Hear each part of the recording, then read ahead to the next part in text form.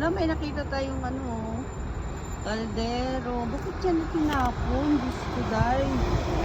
Ayan, oh. So, ito na nga, guys.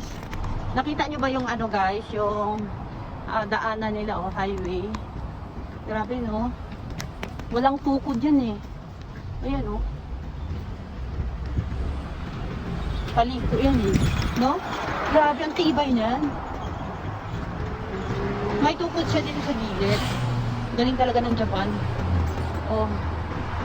Ito na ang bilis ng panahon. 9 na pala bukas.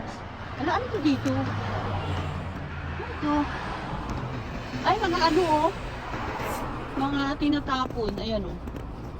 Ayan, tinatapon. Wala, may nakita tayong ano, oh. Kaldero. Bakit yan tinapon? Diyos ko, day. Ayan, oh. OMG. Pwede pa yun yung mga kaldero. Kung wala nang tao, babalikan ko yan mamaya. Babalikan natin yan. Pero nakakatakot kunin yan. Baka patay ng may-ari. Kaya natatakot talaga ako sa mga ganyan. Lalo na pag yung kaldero. Mga nakakatakot kasi baka yung gumamit niyan is namatay na or may sakit. Kaya tinapon, di ba? Kaya ingat kayo, guys. Ha? Pwedeng mamulot. Kaya katakot ako sa ano, yung mga ukay-ukay. Or second hand na mga ganyan.